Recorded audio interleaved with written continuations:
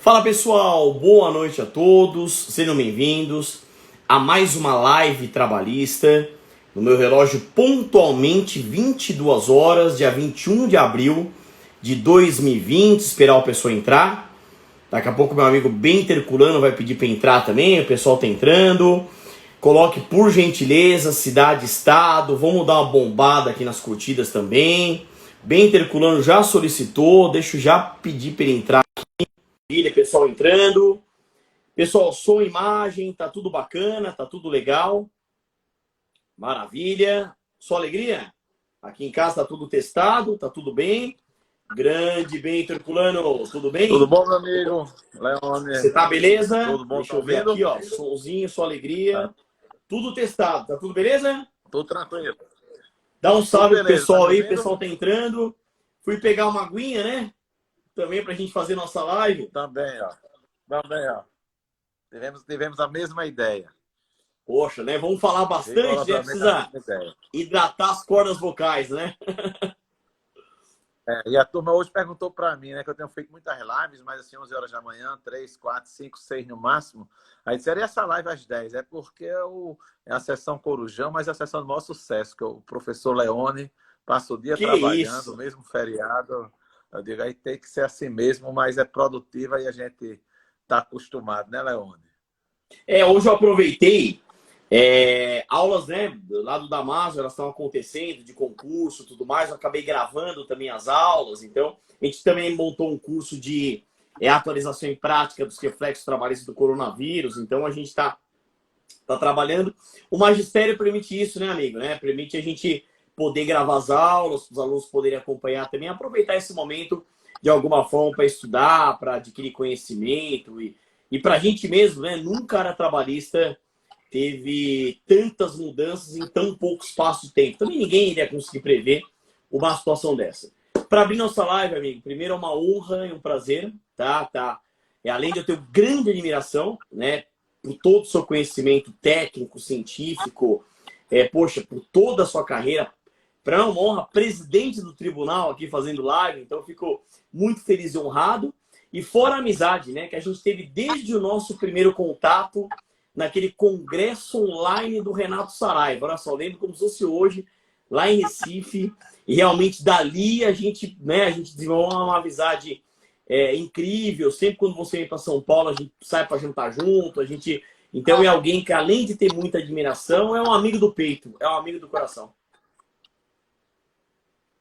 Pois é, eu vou aproveitar aqui também para saudar, né, todos que estão assistindo e agradecer, né, que eu vou aqui confessar que eu que fiz o convite, embora no Instagram o convite seja inverso, mas eu fiz o convite para o professor Leone. Em geral, até eu também vou dizer a verdade que eu sou bem mais convidado do que convido, mas algumas pessoas a gente busca realmente porque, como disse o professor Leone, há muitos anos lá em Recife, né, Leone? E Foi depois nós mesmo. participamos de uma mesa, num evento online, eu, você e Luciano Martinez, e ali Foi. começou uma grande amizade, né? Você me deu a honra de ser professor da pós do Damásio desde aquele ano, já Eu sou faz 6, 7 titular. anos ou 8, né?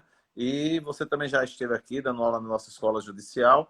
É muito bom. Verdade. E como eu falei há pouco, né? O pessoal está brincando comigo que eu estou pior do que cantor sertanejo. Você, então, nem se fala.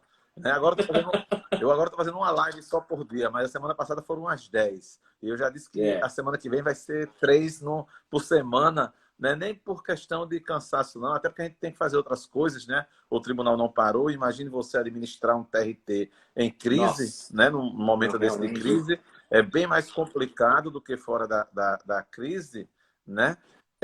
Mas fazer lives é porque a gente precisa trazer, inclusive, algo novo. Né? Então, eu digo muito que cada live eu busco dar um enfoque um pouco diferente, né? Para tentar trazer algum benefício, até porque, claro, são públicos às vezes diferentes, que a gente tem esse intercâmbio, mas é sempre bom uma troca muito sincera, eu diria, né? De opiniões, e acaba que a gente aprende também com o pessoal que participa. Então, vamos aqui para essa live no feriado, né? Mas é uma live que eu tenho certeza que vai ser das mais proveitosas, e temos pessoas aqui, professor Madeira, lá de Portugal, que está sempre assistindo, vê que Poxa, entrou agora. que Né? honra, mano. É sempre muito bom poder aprender. E aprender com você. Muito obrigado, Leone. Você é um mestre muito gabaritado, um ser humano muito especial. Viu? Olha, fico Estamos feliz, aí. Bento. Agradeço as palavras. Eu sei que elas são de coração, como eu também disse. Não é porque a gente está aqui. Para mim como convite eu poderia ter feito também. Então é uma honra, como eu digo, é uma honra e um prazer. É alguém que eu tenho dupla admiração. Primeiro como ser humano, né, pela amizade. E você é realmente essa pessoa, né, muito solícita, muito amorosa, muito carinhosa, muito atenciosa. Sempre quando eu fui para Natal, você sempre mandou mensagem: infelizmente eu não estou na cidade, mas eu estou viajando, se sinta acolhido pela cidade, né? Então você sempre me chamou muita atenção, essa sua preocupação, né? Fora que nem se fala toda a parte jurídica, de conhecimento, de competência. Então, e é muito bacana a gente trazer essa visão da advocacia com a magistratura. Eu acho que isso engrandece muito, porque a gente traz as duas visões, até porque nós temos pessoas que nos acompanham, né? E que ou são advogados, ou são magistrados, ou membros do Ministério Público, mas a gente consegue dar uma linha ampla e é isso que eu queria abordar. Bento, eu começo, Vamos você lá. começa, eu queria que você começasse com a palavra, até para dar honra aí, pode abrir os trabalhos, ou já Eu comentando, ou perguntando. vou começar e dizer a Fica à última vontade, a brincadeira, casa é né? sua. Vamos começar a tratar, porque alguém já deve estar comentando aí. Olha, eu não cheguei 10 horas da noite e fiquei acordado até 10 horas para ouvir esses dois rasgando seda, né? Então vamos Perfeito. agora tratar tratar logo, né, doutor Marco Ralvaz?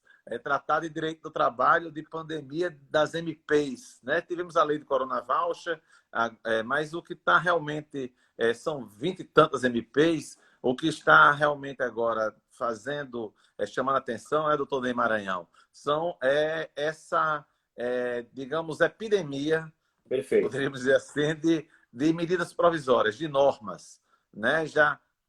O pessoal brincava até um tempo desse, será que na madrugada não já saiu uma norma, feriado, e Diário Oficial da União sai a todo momento. Aí, assim, você até tocou no assunto, e para a gente começar da maneira genérica, Leone, eu costumo até dizer, e quem me conhece, como você me conhece, sabe que às vezes até eu me arrisco muito por usar as palavras de maneira muito direta e de maneira muito sincera. Então, às vezes, isso você acaba saindo um pouquinho do politicamente correto, ou às vezes do ponto de vista político propriamente, institucional, você se arrisca. Mas a gente sabe que o direito do trabalho, ele teve uma fase muito recente, a partir da Lei 13.467, a Lei da Reforma Trabalhista. Eu não estou aqui cada coisa no seu lugar, não estou aqui criticando a reforma trabalhista, embora discorde de algumas coisas, concorde com outras, mas é uma obra humana, lógico que não é perfeita, mas a Lei 13.467, ampliando a questão da autonomia da vontade, ainda que se posicionando para a negociação coletiva e não a negociação individual, mas entrando também no caminho ainda que anunciada, né, Ana Paula Locke, essa incrível colega, boa noite, Prazer, ainda uma que honra. se encaminhando para a negociação coletiva, mas tratou um pouquinho também de negociação individual. Então, eu costumo dizer que aí também sabemos da diminuição no número de demandas de quase 40% na Justiça do Trabalho. Então, vamos aqui, sem dourar a pílula, né? MP da Liberdade Econômica, agora essa do Contrato Verde e Amarelo, que a gente certamente aqui vai discutir, porque é uma outra coisa muito polêmica, no mínimo polêmica, para já Sim, não adiantar o ponto de vista, né? No mínimo polêmica, essa revogação no último dia e se anunciando que vai haver uma reedição, né? Lógico que não integral, até porque o que a Câmara aprovou não foi a MP enviada pelo Poder Executivo, foi uma coisa perfeito. totalmente diferente, né? Mas, enfim, então, o direito do trabalho e a justiça do trabalho, naturalmente, perderam um pouco de protagonismo. Eu até para os meus alunos da Universidade Federal do Rio Grande do Norte, eu costumo dizer, vamos aqui discutir até esse princípio protecionista do trabalhador, né? Será que ele continua? Porque para alguns, não sei se ele mantém essa posição, mas Sérgio Pinto, ele defende no manual dele que é o único verdadeiro princípio, o resto seria subprincípio, o da proteção. Então, mudou muita coisa e houve essa perda do protagonismo do direito do trabalho. mas foi em 2017, a partir de lá, com a série de medidas normativas. Aí agora nós temos, né, com essa epidemia, claro que tem normas de caráter tributário, até, né, de direito administrativo, de direito econômico, de direito civil, né? Tem muita coisa acontecendo. Mas qual é o direito realmente que mais tem chamado a atenção do ponto de vista que tem mais se preocupado por intermédio dele? E aí sim, eu sempre digo que emprego se cria por intermédio de crescimento econômico. Eu disse isso, Leone, lá na Comissão Especial da Reforma Trabalhista, né? Quando eu fui convidado para depor na tramitação do projeto de lei da reforma, aí a primeira pergunta, essa lei vai criar milhões de empregos? Espera aí. Vou logo dizer para os senhores, deputados, que minha maior das convicções é que lei nenhuma, por si só, cria emprego, mas pode ajudar. Mas agora a gente sabe que leis, né, no caso as MPs, podem ajudar muito e até por si sós manter empregos. Então é diferente, né? É diferente. Enfim, então o direito de trabalho só durou 2 anos, né? Mais ou menos, um pouquinho mais. Esse protagonismo, essa presença, né, no âmbito jurídico maior, né? Muito grande. E você falando há pouco, né, será que isso vai mudar? Porque também tem outra coisa que a gente verifica, que vez por outra, alguém até faz esse alerta. Temos que ter cuidado, e aí vamos remeter até para o voto do ministro Lewandowski, porque em momento de crise e de pandemia, a gente também não pode ter uma aplicação acrítica da norma, e vamos ter cuidado, porque essa flexibilização inevitável, eu diria até que necessária, que já começou a flexibilização, o negociado, né, superando o legislado, com a lei da reforma. Aí veio a da MP da Liberdade Econômica, como eu citei há pouco, essa do contrato verde e amarelo, e as MPs. E o governo já disse que vai substituir, né, não sei se vai cumprir a palavra, mas vai substituir por uma MP apenas para o período da pandemia, até porque, né, a gente tem um conhecimento, digamos assim, no âmbito do Congresso Nacional, ainda que Luciano Martinez presente aí, um abração. Luciano Martinez presente, está aí. Acabei de citar, professor Grande Luciano, amigo. Da nossa amizade, que foi conjunta, nós três tomando show Exatamente. Lá em Recife, depois de uma mesa, né, do Congresso Online. Pois bem, enfim, você acha, Leone, que essa onda, né, de MPs necessárias, isso vai mudar a cara do direito de trabalho para quando passar, né, a pandemia, se Deus quiser, vai passar o mais rápido possível, mas, enfim, a Justiça do Trabalho, porque a nossa presidenta, pessoa muito querida, deu uma declaração há poucos dias, né, acho que uns 10 dias, de que não acredita em avalanche de medidas, de demandas na Justiça do Trabalho. Eu acho até que é uma previsão razoável dela e tem que ter também, como presidente do TST, tem que ter essa posição realmente. Todavia, né, eu tenho minhas dúvidas a respeito disso. Por quê? Porque muita gente perdendo emprego, muita dúvida a respeito das próprias MPs, muito polêmicas, né, essas MPs. Então, eu acho que a Justiça do Trabalho vai ser particularmente muito demandada. E tem até aquele projeto absurdo que alguém chegou a cogitar de se fazer, né, um gabinete administrativo para resolver os problemas, tirando do Poder Judiciário, que, a meu ver, seria de uma flagrante inconstitucionalidade. Mas, enfim, você acha que vem alguma coisa de novo e o que é que poderia vir de novo no direito do trabalho, na Justiça do Trabalho, no processo de trabalho, a partir das mudanças, né, advindas com a pandemia? Seria essa a pergunta. Olha, a meu ver, né, data máxima venia, né, eu acho assim, a gente, desde os clássicos, né, então se a gente pega Américo Plá Rodrigues, Otávio Bueno Magano e grandes outros juristas, né, assim, as vigas mestras da área trabalhista, elas já vinham merecendo novos estudos ou reestudos ou a modernização do seu desenvolvimento, vamos dizer assim, né? Isso já vinha até um pouco antes da reforma trabalhista mesmo, e é lógico, com a Lei 13.467 de 2017 e as outras leis, a gente teve que reestudar. Dou um exemplo simples, né? os próprios requisitos caracterizadores do vínculo empregatício, né, os elementos fáticos, jurídicos pressupostos, a própria subordinação em si. A gente já estava estudando, e a gente vem estudando, a intermediação da mão de obra por plataformas digitais. Hoje se fala em subordinação por algoritmo, gig economy, sharing economy, quer dizer, novos estudos, né? Novos institutos. Ou seja, aquele direito do trabalho pautado nos princípios clássicos, naquelas vigas mestras, não que a gente tenha que esquecer completamente, olvidar completamente de forma nenhuma, mas é natural que a sociedade evoluiu. E se a missão do direito, o escopo do direito é regular a vida em sociedade, é natural que o direito do trabalho ele tem que acompanhar essa evolução. No meu ponto de vista, é óbvio que a gente fizemos mestrado, doutorado e tudo mais, os estudos estritamente acadêmicos, sem qualquer aplicabilidade prática, ele não serve para nada, né? O mais importante é a gente pensar num direito verdadeiramente aplicável na prática, né? Até o próprio Supremo diz do consequencialismo, das consequências práticas de todo esse estudo e das próprias decisões. Onde eu quero chegar com tudo isso? É óbvio que já a Lei 13.467, ela trouxe o princípio lá da prevalência do negociado sobre o legislado, os artigos 611A e 611B da própria CLT. Só que ela mesma trouxe em alguns momentos, especialmente na temática da duração do trabalho de intervalos, o próprio acordo individual como uma ferramenta de aproximação.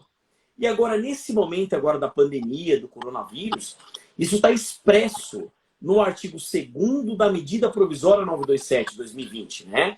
No sentido de que o próprio acordo individual ele tem prevalência sobre os instrumentos de negociação coletiva, respeitados os mandamentos constitucionais. Então, é lógico que nesse momento a gente está tendo uma natural maior aproximação entre empregado e empregador, né? E isso foi confirmado pelo Supremo Tribunal Federal ao corroborar o acordo individual, sendo que o raciocínio do Ricardo Lewandowski foi o raciocínio vencido e não vencedor. Aonde eu quero chegar com isso? A meu ver, nesse período agora de transição, se fala muito desse direito emergencial e mesmo depois, acredito eu que a sociedade não será a mesma. Da mesma forma que o direito não será o mesmo. E é natural que a gente pense numa aproximação até maior do direito do trabalho com o direito civil. Um direito mais contratual, um direito mais negocial, naturalmente com uma interveniência estatal, em maior ou menor peso, mas com uma aproximação entre as partes. Muita gente fala, mas o empregado nesse ponto tem uma manifestação de vontade viciada, porque ele está aderindo ao acordo porque ele precisa do emprego. Então, nós temos um vício na manifestação de vontade, em qualquer uma de suas manifestações, erro, dolo, coação, lesão, estado de perigo. Veja bem, então, assim, e pode discordar se eu estiver errado, assim, é natural imaginarmos, né, e talvez a reforma sindical ela vai ser fundamental nesse ponto, que o sindicato, em todas as suas estruturas, o sindicato está bem enfraquecido. Houve uma aproximação empregado-empregador, que eu acho que isso vai acontecer mais daqui para frente. E eu enxergo, sim, uma quantidade enorme de ações na Justiça do Trabalho, né? É uma realidade que eu conheço mais, lógico, aqui em São Paulo. Nós já temos dados, bem, assim, números assustadores. Mais de 600 mil empresas fecharam as portas. Milhões de trabalhadores já perderam emprego. Assim, não estou falando nem de milhares. Já está falando de milhões numa realidade Brasil. Então, lógico que não é todo mundo que vai entrar com a ação. Mas, naturalmente, as ações serão muitas. Tanto que, veja, não é momento de piada agora, mas o que eu deixo claro em toda a live. É importante, e você tocou bem nesse assunto, que o mundo ele conheça a importância da área trabalhista. Tudo gira em torno do trabalho humano. Você vê, a gente estava falando dias atrás de extinção da Justiça do Trabalho, unificação com a Justiça Federal, fim da área trabalhista. E agora, mal comparando, é o momento da área jurídica de mais evidência.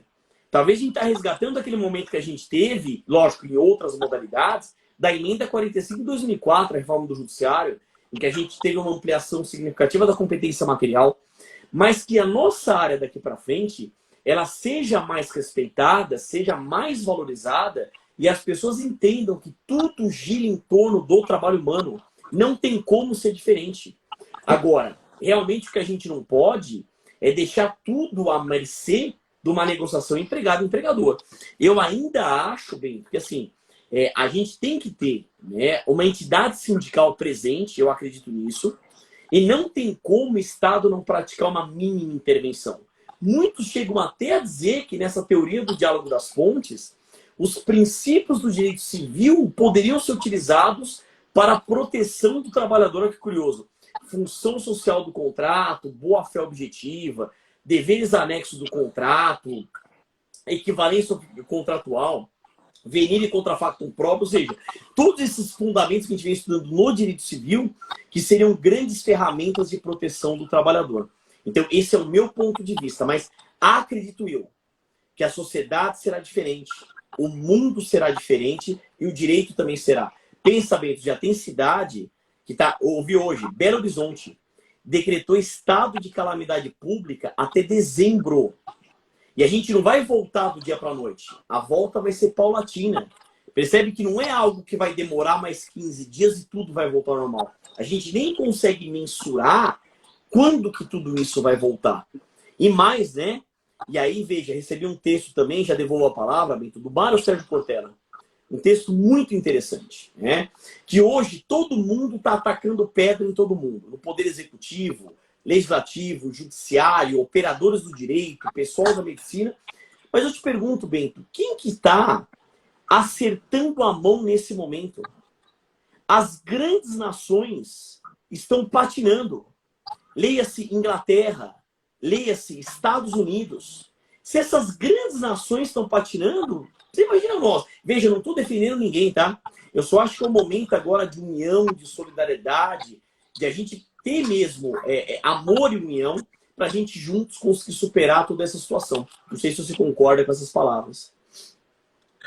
Olha, você falou, Leone, tantas coisas pertinentes, né? E você fala muito bonito, né? Não é à toa e com muita substância, não é à toa aqui pelos comentários, a gente vê que você tem uma pleia de fãs, mas foram tantas coisas que você falou, tantas vertentes pelas quais a gente poderia aqui abordar, né? Que vou tentar aqui começar por algum lado. Eu vou começar por um lado até não jurídico, como eu lhe disse, até para tentar mudar um pouquinho, Lógico, o enfoque tá certo. de muitas lives, né? Você falou aí do professor Cortella, que eu tive a honra, há poucos meses eu recebi a comenda do seu tribunal aí de São Paulo, ele foi meu vizinho, né? Olha só. E a gente conversou bastante, porque ele também foi homenageado, e eu já li vários livros dele, sou fã, mas o professor Pondé, que é aquela linha, tem aquele livro com Karnal, Também. ele, né, e Pondé, ele tem um escrito onde ele fala que as pessoas têm a mania de querer mostrar uma coisa, uma bondade intrínseca que às vezes não corresponde à realidade. Então, o mundo vai mudar, não tenha dúvida. Não tem jeito. Já está mudando, já mudou. Inclusive, quem diria, né? Né? Quem diria? Alguém está pedindo aqui para eu diminuir o meu áudio aqui, vou diminuir aqui. Márcia pediu. Espero que tenha melhorado, viu, Márcia? Então, o mundo vai mudar, mas eu não acho até que necessariamente todo mundo vai sair melhor, como aqueles vídeos, né, de quase autoajuda. Não, concordo com você. Não é bem Tá assim. certo. Também não gosto de ser pessimista, mas a gente tem que ter os pés no chão, né? A OMS recomendou que na Europa não houvesse mais jogo de futebol até dezembro do ano que vem. Para os amantes do futebol e do bom futebol, né, que é o que é jogado na Europa, como isso é uma morte. Né? Isso é uma coisa terrível. Né? Acho que na Holanda, só em setembro, para shows novamente, né? Já estão dizendo que a Olimpíada, o ano que vem, no Japão, já não é uma coisa segura. Né? Exatamente. Enfim, já tem, né? Hoje, eu não quero, uma hora dessa, a gente ser pessimista, não quero tirar o sono de ninguém, mas tem um artigo hoje que fala até em problemas neurológicos, né? Exatamente. Até pode gerar e assinado, você deve ter visto por alguns cientistas brasileiros que moram no exterior. Mas, enfim, eu acho que quando tiver vacina, até porque ninguém sabe, né, se o vírus ele sai, né? Enfim, mas vamos agora voltar para a parte jurídica para não tirar o sono de ninguém. Quanto à parte jurídica, foram muitas medidas, né? E a maioria delas trabalhistas. A maioria trabalhistas. Você falou da 927, falando que o individual, desde que respeitado a Constituição, que isso desde quando começou a se falar em reforma trabalhista, sempre foi com a ideia da negociação coletiva sobrepor-se à legislação. E sempre se enfatizando a necessidade de se respeitar a Constituição. Eu me lembro muito, ele foi meu professor, deve ter sido seu também, o professor Amaury Mascaro, aquela figura fantástica e saudosíssima, e ele dizia assim, que coisa engraçada, né, em sala de aula, se colocar na legislação infraconstitucional que tem que se respeitar a Constituição, mas aí ele dizia assim, mas é bom, porque vez por outra o pessoal esquece da necessidade de respeitar a Constituição. Aí, finalmente, no governo provisório, que foi o governo de Michel Temer, ele conseguiu fazer essa reforma. E vejam, até pouca gente se toca disso, que, inclusive, né, mudando a essência das regras de interpretação quanto às normas chamadas coletivas, os acordos coletivos sobrepondo-se às convenções. Se a gente for ler um outro clássico, como Orlando Gomes, por exemplo, e Elcio Gottschalk, diz que quanto maior abrangência, maior a hierarquia. Né? E veja, os acordos coletivos sobrepondo-se. E na 927, inclusive, e nesse ponto eu não vi nada demais, quando ela diz assim, em algumas situações o acordo individual é inclusive desnecessário, pode ser unilateral, antecipação de férias, de feriados civis, Sim. Mas em outras situações se requer, né, negociação coletiva. Né? Então, antecipação de feriados religiosos, antecipação de um segundo período de férias em diante, sem haver limitação.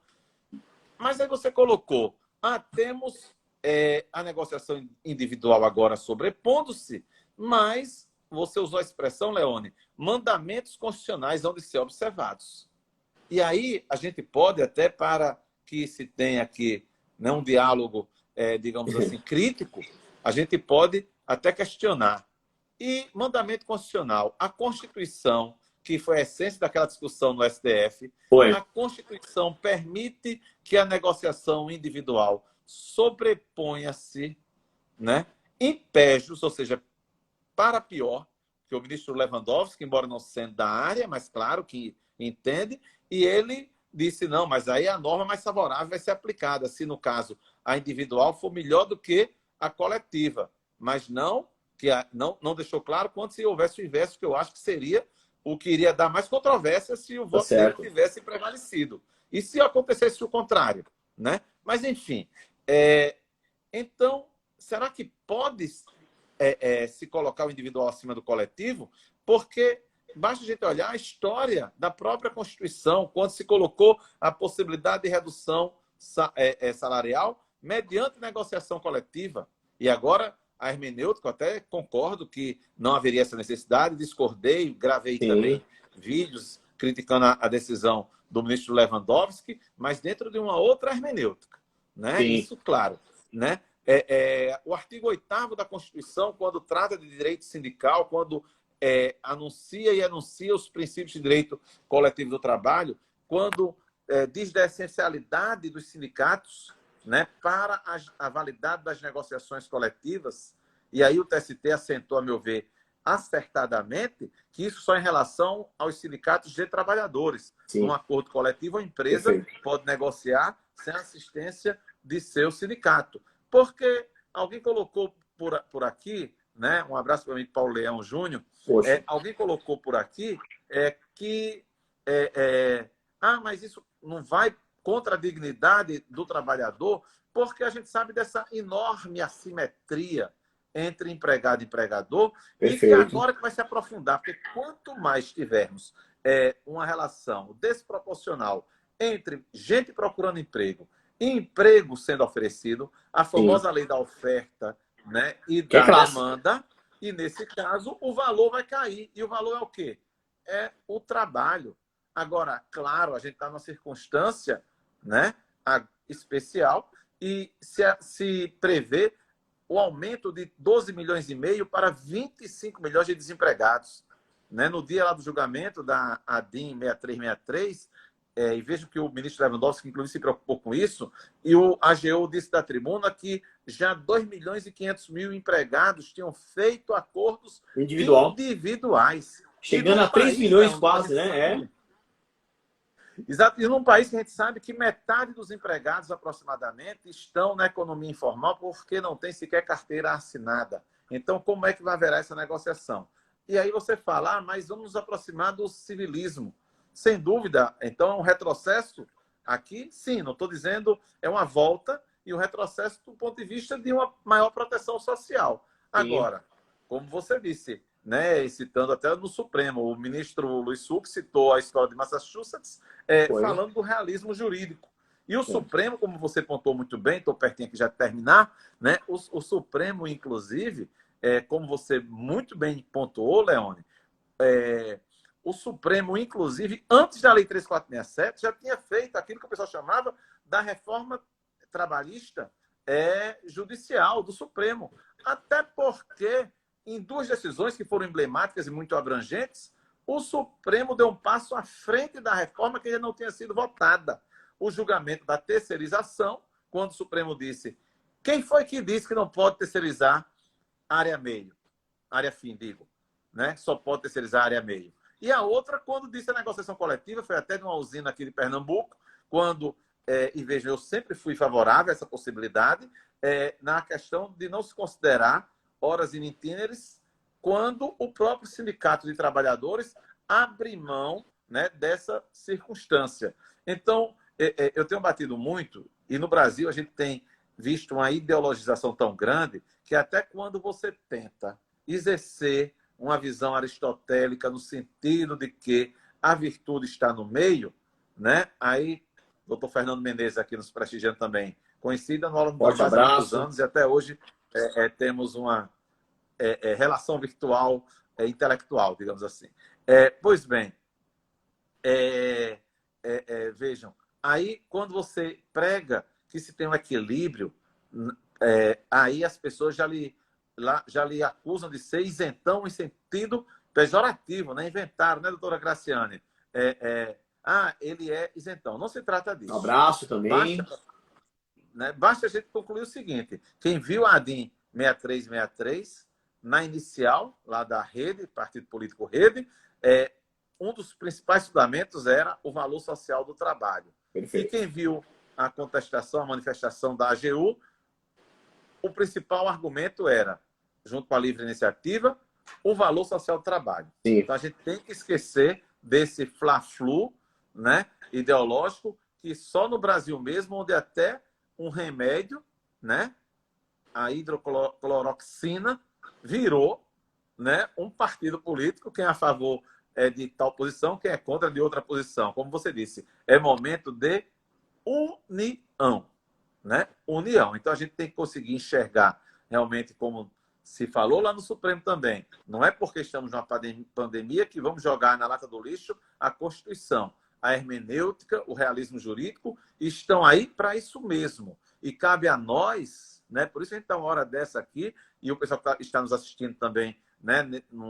Uma hora dessa acordado, vendo e tentando entender posições, né? De certo modo, aprender, sem ter essa pretensão de ensinar propriamente ninguém, mas porque a gente tem que dar essa contribuição. E quantos amigos meus, empresários, né? E graças a Deus eu vejo alguns com a sensibilidade, né? Teve um, Leone, nunca mais falei isso, que é líder de uma grande rede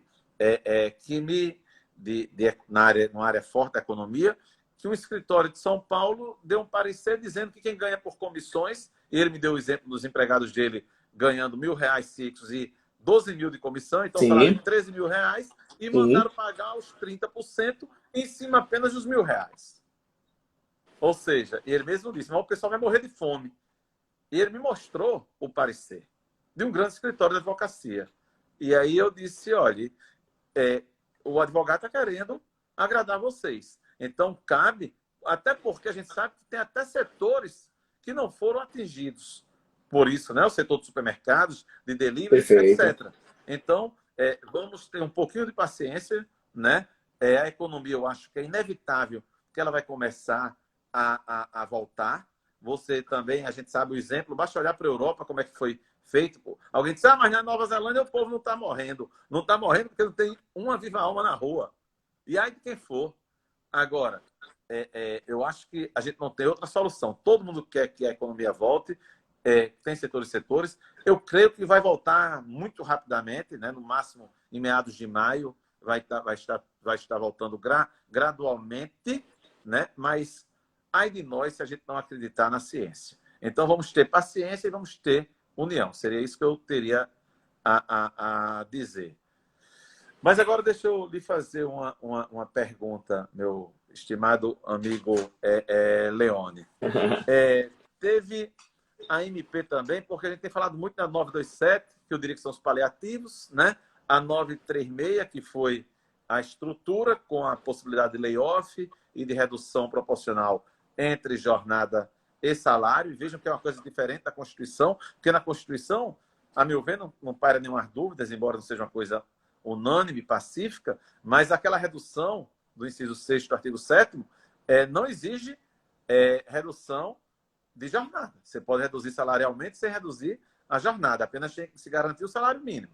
É outra coisa, né? Pois bem, mas a MP 944 foi aquela que prevê o empréstimo, dando uma garantia de emprego, inclusive, para o pagamento da folha para as empresas que faturam, salvo engano, faturaram em 2019 entre 360 mil reais e 10 milhões. 10 milhões, engano, isso. É nesse contexto. Você não acha que nesse aspecto não deveria primeiro ter esse cuidado em se garantir o funcionamento e com rapidez? Porque a 9336, que é a que deu mais tranquilidade, eu acho até que demorou muito. E quando veio na 927 aquela história dos 4 meses sem o empregado ganhar nada, e ainda bem que o presidente da República disse que assinou sem ler e revogou com 24 horas, né? Aquilo ali me preocupou muito. E todo dia, mas iam fazer. Ele disse que, quando revogou, ele disse, mas eu vou fazer outra coisa, logo após. E ainda bem que saiu. Mas você não acha que a questão de você garantir a continuidade da atividade empresarial não deveria ter sido primeiramente colocada, ou pelo menos simultaneamente com as medidas trabalhistas? E você acha que, em relação à atuação dos bancos, saindo até um pouquinho do direito do trabalho, veja, a Caixa agora, eu creio que vai ter que mudar sua posição, porque a norma interna que exige uma sentença com declaração de força maior para poder liberar o seguro-desemprego, para o seguro-desemprego, o FGTS, ou são os dois, agora me deu um branco, é uma norma absurda, né? E está na contramão do que o governo tem tentado realmente ajudar na manutenção do emprego e da renda. Mas você não acha que tem que se concatenar bem os dois lados, né, na edição dessas medidas provisórias, dessas medidas em geral? O colar está dizendo é o FGTS, o seguro-desemprego não. É o FGTS, realmente é o FGTS. Né? Até porque tem a questão dos 20%. E que a questão né, da sentença é mais para, a meu ver, na famosa culpa recíproca. Então, aí estão usando numa situação indiferente. Diferente. Diga aí, Léo. Nossa, Bento, bom, excelentes ponderações, né? Como já se esperado, né? Então o nível intelectual tá muito elevado, isso é muito bacana. Você tocou em tantos pontos que eu quero fazer uma abordagem passando por alguns aspectos interessantes, né? Inclusive até de comentários aqui embaixo que eu também concordo. E o que eu vou falar, e assim, para quem está nos acompanhando, eu sempre falo com o devido respeito aos entendimentos em sentido contrário, né? Mas eu acho que é momento agora de a gente também se posicionar. É óbvio, veja, é óbvio que a vida e a saúde das pessoas está em primeiro lugar. Óbvio. É óbvio que a ciência está em primeiro lugar. Óbvio. Assim, eu acho que são vigas mestras, tudo bem. Só que veja, Bento, eu vou tomar muito cuidado para falar. É muito fácil também falar fica em casa. E eu posso falar porque eu estou numa cidade que a gente, não que outros lugares não trabalhem como a gente, mas São Paulo, a gente trabalha loucamente, tudo gira em torno disso, né? Então, tem que se ter preocupações também com o lado econômico, com o lado financeiro, com o lado do empresário. Assim, você tocou num ponto que é verdade, assim, é a vida das pessoas, é o lado psicológico, é o lado emocional. Bento, pensa, eu tenho clientes do escritório, meu sogro é empresário, eu sou dono do escritório, eu sou sócio. A gente está falando de uma vida posta naquilo. A gente está falando de investimento, de expectativas. Quando a gente contrata pessoas, eu sempre falo, a nossa cama vai ficando menor. A gente está preocupado com a família das pessoas, com quem a gente emprega, com tudo girando. Quer dizer, não é tão simples assim falar fique em casa. Eu também tenho que pensar no lado econômico, no lado financeiro, no lado das empresas, na manutenção do emprego e da renda. Para a gente preservar emprego e renda, a gente tem que pensar simplesmente em preservar as empresas. Porque preservando as empresas, óbvio, e veja, eu não quero partir da premissa da má-fé. Né? A gente espera que o empresário ele não seja oportunista em aproveitar esse momento. Não. Eu estou falando de um empresário de verdade que está preocupado em manter a empresa, manter os empregos, manter os postos de trabalho. Eu quero trazer algumas indagações de reflexão. Concorda, SMP? Trouxe essa possibilidade de empréstimo para garantir folha de salário por 2 meses, mas trazendo ao mesmo tempo garantia de emprego? Primeiro, vamos pensar juntos, Bento. Até que ponto as empresas, e aí eu peço até desculpa de eu não usar as palavras corretas, mas pensando no lado tributário e no lado previdenciário também. Até que ponto as empresas estão recebendo imunidades barra isenções? Porque quando eu falo do empresário, o empresário ele tem 3 grandes espadas na cabeça. Ele tem a espada trabalhista, a espada previdenciária e a espada tributária. Há uma preocupação governamental em sentido amplo com a parte previdenciária e com a parte tributária? Outro ponto que eu trago de reflexão. A partir do momento que a empresa adere a esse plano, tudo bem, pega esse dinheiro com o banco. Em nenhum momento a empresa vai estar isenta. Ela vai estar postergando, ela vai estar diferindo o pagamento. Agora, a partir do momento que o mercado está parado, e eu posso falar, eu falo pro meu sogro e falo no meu escritório. É assim, é contrato, duplicata vencendo, cliente falando que não vai pagar honorários, e etc, etc. Pensa no desespero, Bento, do tomador de serviços. Então, tantos, é lógico, a gente espera que o empresário tenha sensibilidade, mas vamos falar a verdade, quem nesse momento está com a sanidade mental em plenas condições a todo vapor? Tanto que muitos optaram já em dispensar. Porque talvez, e veja, só para reflexão, talvez a gente poderia esperar um esforço governamental maior com a parte previdenciária e com a parte tributária. Por que eu estou falando isso? Porque sempre o problema é a parte trabalhista, sempre a parte trabalhista. Então, só que a empresa também tem essas 2 outras pontas que preocupam muito o empresário, né? Quando a gente olha uma folha de pagamento, uma folha, a parte tributária, empresarial e previdenciária são muito pesadas. Então, assim, é como eu sempre falo, eu tomo muito cuidado para falar. Ficar em casa é tudo muito bonito, lógico, tem que preservar a vida dessas 2 pessoas. Mas eu estou falando de sonhos, eu estou falando também de projetos, de vidas. E a gente já tem debate de quanta parte psicológica e emocional está afetada. Quantos investimentos, quantos que acreditaram naquilo. Então, o que eu sempre espero, e você tocou muito bem, é a questão de ser mediano, de razoabilidade, de proporcionalidade, de ponderação de interesse, de bom senso. A pergunta é, eu só levanto essa questão. Será que não é possível conciliar esses valores? Será que não é possível ponderar esses valores? É só a título de reflexão, sem paixões, sem radicalismos, mas enfrentando mesmo o problema de maneira exauriente, de maneira aprofundada. E outro ponto que preocupa, que eu quero também devolver a indagação, e foi muito bem tocado por você, Bento. É lógico que quando a gente fala em hermenêutico, exegese, em ciência de interpretação das normas, nós temos várias interpretações. Gramatical, literal, sistemática, teleológica, analógica, muito bem. Mas assim, o artigo 7º, inciso 6 da Constituição, a meu ver, não se confunde com o artigo 7º, inciso 13. Então, o que eu defendo? Que o inciso 13, que fala da redução da jornada, ele é um pouco mais simples de interpretar. Porque ele permite a redução da jornada por acordo ou convenção coletiva. Como a palavra coletiva está do lado de convenção e a palavra acordo está solta, isso traz uma ilação jurídica de acordo individual ou acordo coletivo. Tudo bem. Então, para reduzir jornada para acordo individual, em tese nós temos uma autorização constitucional. Ah, mas há um erro no texto. Bom, mas o texto ele fala acordo ou convenção coletiva.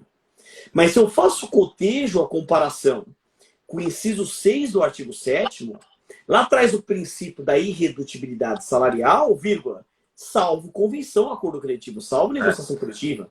Então, assim, você pode falar o que quiser falar. Mas se eu olho só o inciso 6, como diz meu sócio, ele tem clareza solar.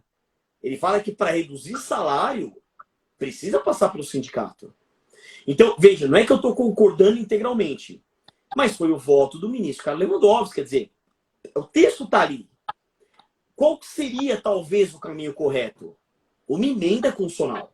Aí tudo bem, a gente poderia ter discussão de retrocesso social, etc. Mas, assim, seria a manifestação daquele quórum qualificado, cada casa, 2 turnos, 3/5. Não sei nem se teria tempo diante de um direito emergencial.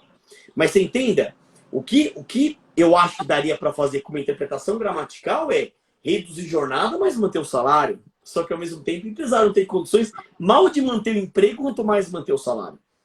Então, a discussão, bem, é muito complexa. O que eu só acho, e aproveitando essa live, acho que nós somos formadores de opinião, a gente tem que trazer o debate. Eu ainda percebo muito, e eu falo de coração, e a gente percebe aqui também, sem entrar no mérito, são fundamentações de paixão. São fundamentações apaixonadas. São fundamentações, que eu faço uma crítica veemente sobre isso, de direita, de esquerda, de centro. Ideológica, né? Exato. Para mim, todas elas é zero de validade. Né? O que a gente tem que fazer agora é trazer fundamentação técnica, fundamentação científica, fundamentação aprofundada, fundamentação que enfrente o tema pensando no que é melhor para o Brasil. E eu volto no que eu abri. Não é fácil, bem, não é brincadeira. Quer dizer, você magistrado, brilhante magistrado, desembargador, pensa você na pele do ministro. Quer dizer, qual seria a melhor decisão? Qual seria o melhor voto? Entende? Assim, veja, eu sou advogado, talvez eu não tenha nem autoridade moral para falar, mas assim, você como magistrado, desembargador, quer dizer, pensa você lá, tendo que dar a decisão. Pensa, o Brasil inteiro, o que é o melhor para o Brasil nesse momento? Como eu disse, se o mundo está patinando, é natural que a gente possa errar, mas ainda que a gente erre tentando acertar, ok. Mas o que a gente vê dentro, assim, são essas fundamentações apaixonadas. O que eu acho é que é um debate extremamente complexo, que a gente precisa do apoio de múltiplos especialistas de todas as ciências. Né? E o que eu vejo hoje, infelizmente, hoje todo mundo é médico, todo mundo é jurista, todo mundo sabe de tudo. E eu acho que o mais importante é, primeiro, respeitar opiniões divergentes, eu acho que isso é fundamental, mas, ao mesmo tempo, ouvir os especialistas, mas uma união, quer dizer, um esforço conjunto, para que a gente consiga efetivamente chegar no que seja o mediano, no que seja o melhor. Não sei nem se isso é possível num direito emergencial. Mas, a depender da interpretação que se coloca, que verdadeiramente a Constituição ela foi flexibilizada ou desrespeitada, ou foi. E o medo eu te devolvo a pergunta. Isso não pode criar um precedente perigoso? E mais, até que ponto defender o acordo individual ou o acordo coletivo traz segurança ou insegurança jurídica? Percebe que assim, é aquela visão, o copo não está no meio, né? Mas é analisar o copo meio cheio e meio vazio.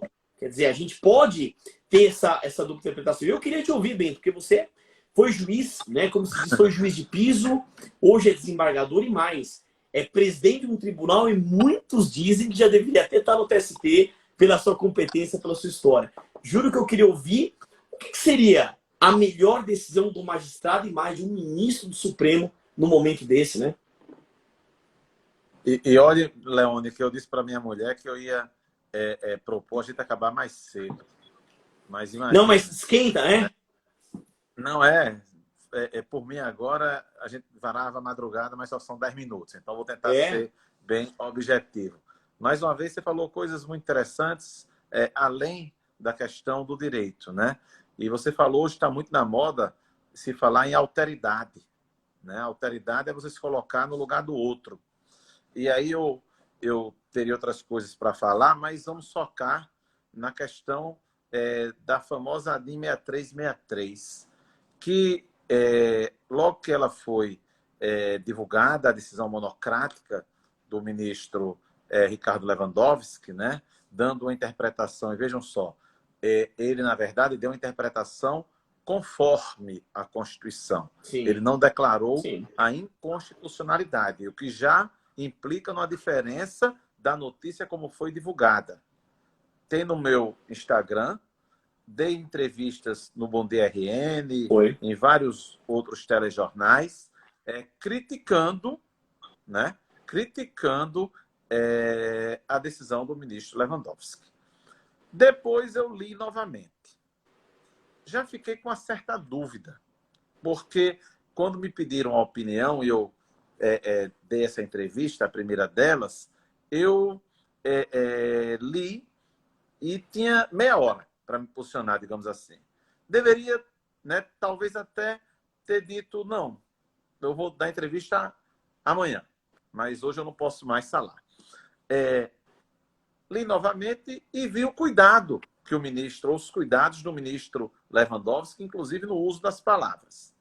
Aí houve aqueles famosos embargos de declaração, onde nos embargos de declaração, ele repetiu no voto dele na semana passada, né, que foi visto por todos, dizendo, olha, eu procurei fazer o máximo aproveitamento dos atos normativos. Então, ninguém venha me dizer que eu simplesmente derrubei a MP.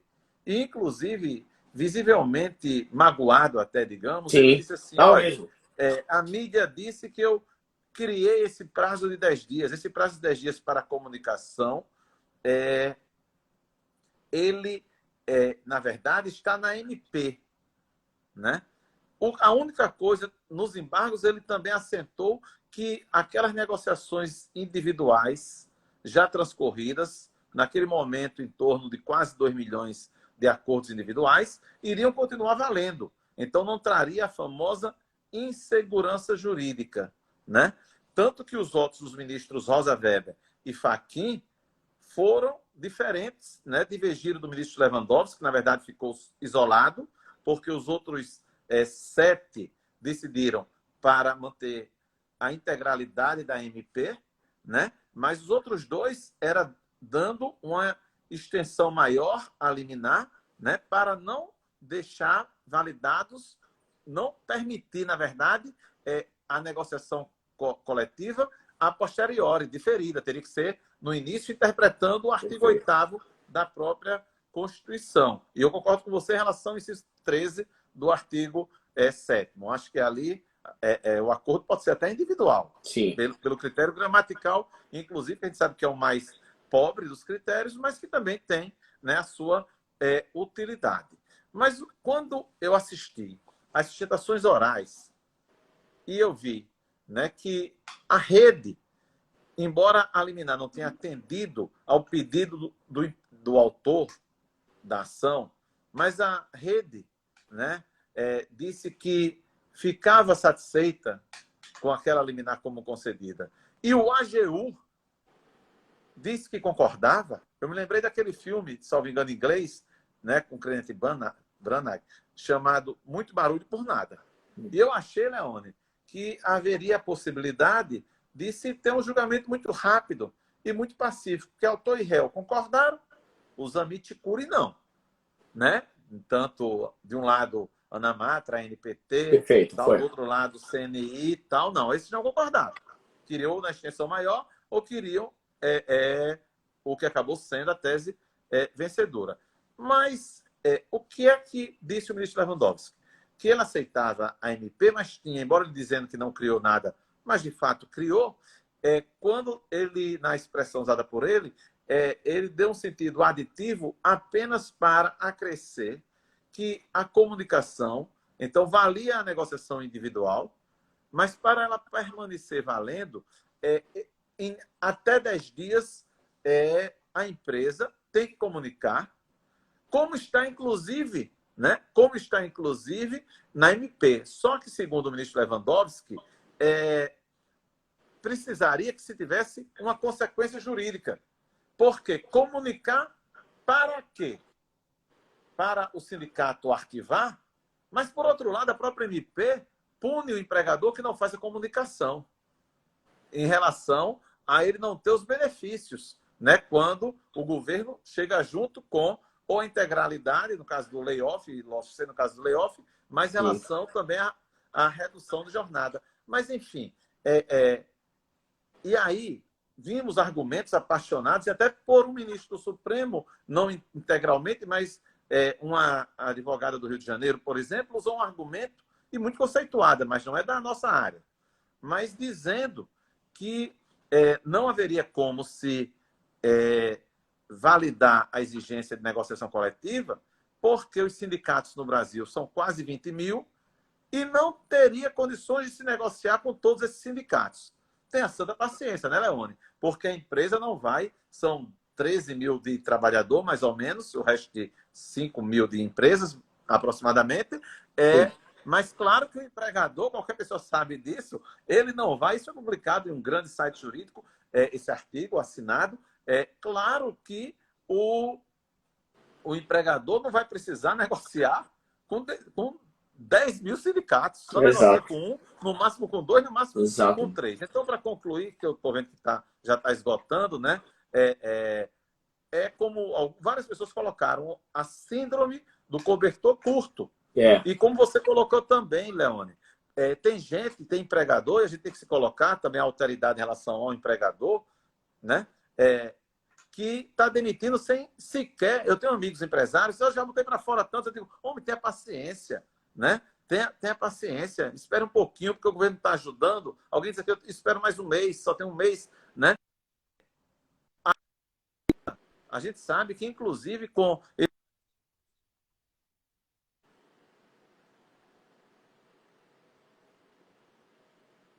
quase todos tudo é enorme. Até empregados de baixa renda. A grande maioria, né? A grande maioria vai ter esse prejuízo. Então, enfim, e temos situações ainda que precisam ser discutidas, o pessoal colocou aqui para dar uma praticidade. Será banco de horas para quem trabalha em casa, o externo? Eu acho que o externo também pode ter redução de jornada, porque numa interpretação à luz da emergência. Né? Mas faltando 2 minutinhos e pouco, Leone, espero que... Agradeço mais uma vez. Posso logo me despedir, porque eu estou vendo que deixar você falar. Eu quero lhe agradecer, né? Bastante ter participado. Veja, 200 pessoas agora, simultaneamente, numa hora dessa, né? Com essa overdose de lives que nós temos tido, né? Só você com seu prestígio para conseguir isso, viu, Leone? Então, muito obrigado por me emprestar um pouquinho esse seu prestígio.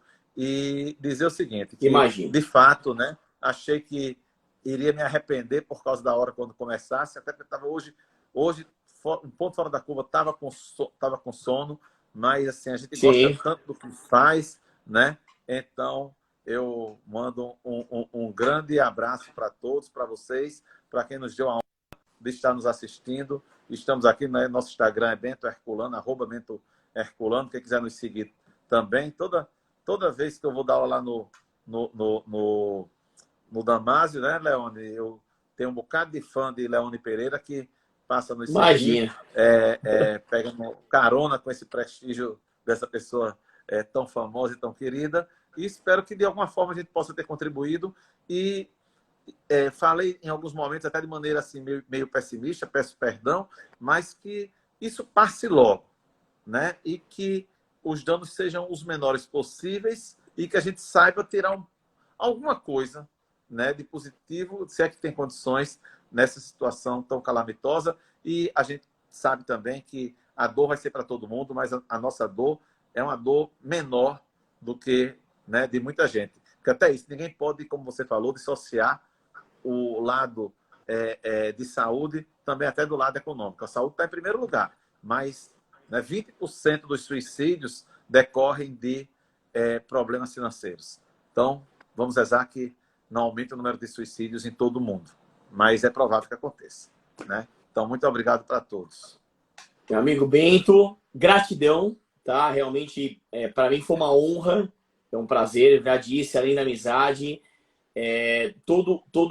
a admiração que eu tenho pelo seu conhecimento, pelo seu histórico de vida, e chegou à presidência do TRT da 21ª região não foi à toa, foi por merecimento mesmo. Como disse, muitos inclusive já dizem que deveria estar no TST por todo o seu histórico, né? Isso acredito que vai acontecer também. E foi uma live de altíssimo nível, tanto pela reação aqui do pessoal. Para quem perdeu, vou subir lá no meu canal no YouTube, vai ficar para sempre lá a live, quer dizer, vai ficar disponível lá para todo mundo poder assistir, poder acompanhar. E eu acho que é isso, Bento. A gente tem essa missão social, né, de poder levar conhecimento para quem nos segue, de poder trazer debates, reflexões. E se a gente está fazendo isso de maneira gratuita, é porque a gente ama o que a gente faz, e a gente está preocupado com o país, com o planeta, e que fé inabalável que tudo isso passe, que a gente consiga aprender com tudo isso também, ser, quem sabe, um mundo melhor, pessoas melhores. Eu disse, você tocou num ponto que é muito importante. Não é que todo mundo vai mudar pro dia para a noite, não é isso. Mas eu acho que pelo menos todo mundo está refletindo, todo mundo está pensando e a gente está talvez elevando valores morais, o que também é importante. A gente está com muito conhecimento intelectual, mas talvez a gente precisa melhorar também, aprimorar essa parte dos valores morais. Não que eu seja santo, muito pelo contrário, nada disso, eu me incluo nessa fala e muito. Mas eu acho que a gente precisa também evoluir com essa parte moral. Então, agradeço, Bento. Foi uma grande noite, foi uma noite inesquecível para mim. E tô com saudade. Espero voltar, dar um abraço, apertar a mão, a gente tomar aquele vinhaço, não é isso que a gente gosta, e se Deus quiser, isso vai acontecer. Então, uma boa noite a todos. Deus quiser, para que isso aconteça. Né? Pode falar. Dias melhores irão, né? Um abraço, virão, se Deus quiser. Um abraço para todo mundo. Boa noite para todo mundo. Né? Boa noite a todos e até mais. Até breve. Tchau, tchau.